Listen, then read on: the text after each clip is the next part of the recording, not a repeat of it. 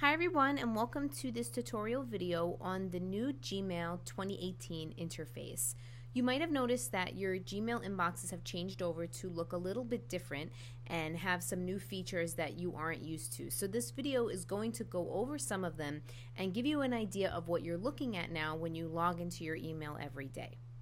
So the first thing I want to talk about is something more on a visual standpoint. Here on the left-hand side, we have our normal left-hand pane with all of our inbox, starred, snoozed, which we'll talk about in a few minutes, and our labels. This is not really different from what we're used to experiencing, but something that is new is now if we want to expand our screen a little bit more and we don't really want this menu here on the left-hand side visible, you can click on the three horizontal lines here at the top, and what that will do is it will collapse the menu so you just see a series of icons, and if you want to access those icons you just go ahead and hover over it and it will expand the menu. But as soon as you leave that, it will collapse it again. I actually prefer to see that menu there, so I'm going to turn mine back on, but you do have that option now with this new Gmail. So I want to talk a little bit about composing emails. I can click on this new compose button here in the upper left hand corner, and my email pops up like it normally does, and I just want to send a quick test email. And I'm going to send it to myself just to use an example. And you'll notice now when I press send, the option to undo my email comes up here. So if I want to go back and change that, and maybe there's something I forgot or something that I don't want to send, I go ahead and I click undo, and what that does is put the email back where it was and it doesn't send it. Now this is a new, it's not really technically a new feature because you have been able to do it, but you had to actually enable it. Now it's a part of the new interface, so that way you don't have to enable anything. It's just part of your everyday experience. If you find that the undo option moves too fast for you or too slow for you, by default you have 5 seconds to make that decision. If you go into the settings here in the upper right hand corner, you'll see here under undo send, the cancellation period I have set at 20 seconds because I prefer to have a little bit more time to make that decision, but it'll be 5 seconds by default. So you can change it to 10 or 30 seconds depending on how much time you feel you need when you send that email. So I'm going to leave mine as 20 seconds because that is my preference, but you do have the option to change that if you like. I'm going to go back to my inbox, but I want to continue to work within this email because I want to show you a new feature called Smart Reply. Basically, all that really is a suggested response from Google when you're writing an email. So all I have to do is type how, and you'll see the suggested text comes up as how are you. Now if that's what I wanted to say, all I have to do is press tab and Google will automatically put that inside of my email. Initially, I didn't think that I would use this feature a lot, but I do use it more than I thought that I would, especially with things that are easy, and it saves me some time when I don't have to write that out when I'm actually composing an email. And you can continue typing after you press tab and just continue writing your email as normal. If the suggested response is not something that you want, just simply keep typing and it won't put that text in there. And what's also cool is that Gmail will learn how you speak. A great example of this is the word thank you. So if you are a person who says thanks more than thank you, and you continuously write your emails but you don't use the suggested reply that Gmail gives you, it'll notice that you say thanks more and give that as an option for you going forward. It may give you both options, but it gives you the chance to say which one you want to say. The last thing I want to discuss in this section is something called nudges. So what it does is it will remind you to either answer an unread email that's been sitting in your inbox, or it will remind you to follow up on an email. Personally, I don't use this feature, so what I like to do is shut this off in the settings. So to do that, I would again go to my gear in the upper right hand corner, click on settings and find where it says nudges, and you'll see here it has the option to suggest emails to reply to, suggest emails to follow up on. I would just uncheck both of these options and then it'll save it for me automatically. So I want to go back to my inbox because now I want to talk a little bit about receiving emails and how that's going to look different. One of the options now is you have these little buttons here at the end of every email, and these are just ways to quickly make an action on an email. I have here to archive this email, I also can trash this email, I can mark this email as read, or I can snooze an email, which we're going to talk about in just a second. But this just gives you the option to make a quick decision on an email. So maybe you know you have spam or you have something that you know you're not going to use. You can quickly delete that email without even opening it. Marking it as read means maybe that you've previously discussed something on the phone with someone and they're just sending it to you. For reference, you can say mark as read and just have that there. So let's say I want to take this example here, lunch today, and I knew about this, so I can just mark it as read, and then my inbox will update that message as read. So we have our snooze option here, and what that does is it will temporarily remove an email from your inbox and bring it back at a later date. So maybe you receive an email, but you're so busy doing a whole bunch of other things and just having it in your inbox is sort of stressing you out, or maybe it's something that you want to work on at a later date. You're just not ready to look at it at this moment.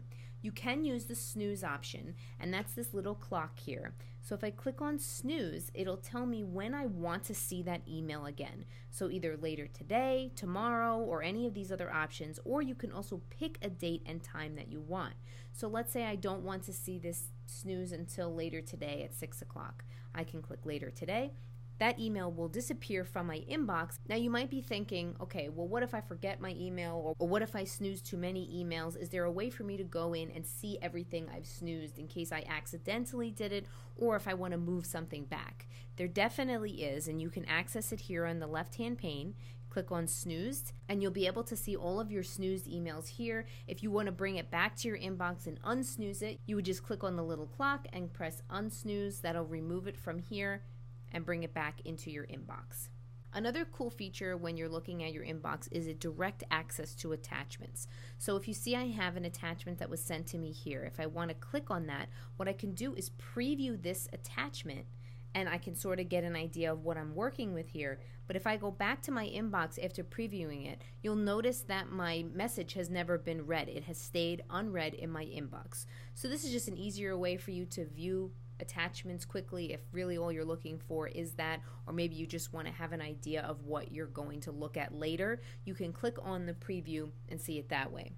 Now, if this is not something that you prefer and you enjoy the other way of viewing just a little paperclip, you can change the view of your inbox by going to the settings here at the top and clicking display density. Now you'll notice that this is the layout that you have right now, but if I choose comfortable or compact, you'll see that the little paperclip goes back to normal and you'll view attachments that way. The view of the inbox is also different than what it is normally, so you can notice the way this will look if you chose the comfortable view or if you choose the compact view. So you can basically choose which one you prefer. I'm going to keep the default because I like this new layout, but you can choose whichever one you feel most comfortable with. So I'm going to press OK, and now we're back into our inbox. So one of the last things that I want to show you here is actually how you can RSVP directly from a meeting invitation that was sent to you in your inbox. You'll notice I have an invitation here from someone inviting me to a training meeting, and I haven't RSVP'd yet. So if I want to click on that, I don't have to go open the email and go through all that or go to my calendar. All I have to do is simply press RSVP and press yes, and then I'll have RSVP to the event and that person will know that I'm going. So that's a pretty good overview of what you're going to be experiencing in terms of composing an email and receiving emails. But one of the last things I want to show you is you have new productivity apps that you can use, and you'll see them here on the right hand side. You have three options here. You have your calendar, you have something called Google Keep, and you have something called Google Tasks, which we're going to go over now. So you have Google Calendar here first. And what it does is open up a pane on the right hand side and allows you to see all of your events on your main calendar here today. And if I wanted to make a meeting for today, I can work in it just like I would work in Google Calendar. I make a new event. So let's say I want to say Thanksgiving celebration, and I can keep the time that way. I get to choose which calendar I want to put it on, and I leave it that way, and then I press save if I want to add another event into my calendar. And I can actually open up my calendar in a new tab if I like and view it in full screen like I normally do by just clicking on this little button here.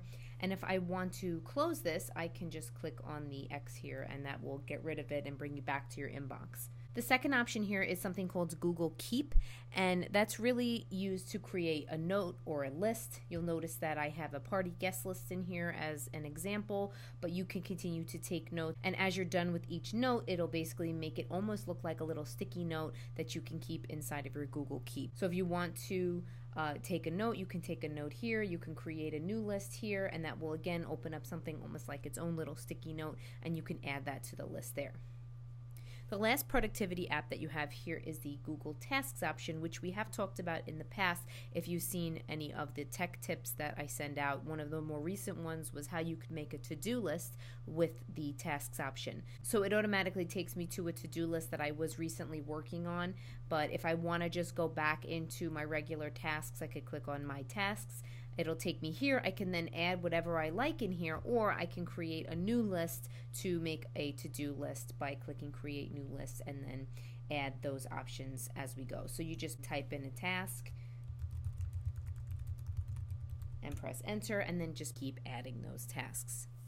As you can see, this new interface really has brought a lot of new features to you. As you move along and you sort of utilize them and see what they're all about, you can see which ones really do work for you and which ones aren't something that you prefer to use, and Gmail allows you to make those decisions and set your preferences for how you want your email experience to be. I think these productivity apps on the right hand side are going to be especially helpful when you want to take notes or make to-do lists, but especially accessing your calendar faster. It just allows you to work in a more organized way, so you don't have to keep clicking off into different tabs and different screens. You're sort of able to do everything you need to do all in one space, and it all integrates with one another. I hope you like this video and that you enjoy your new Gmail interface.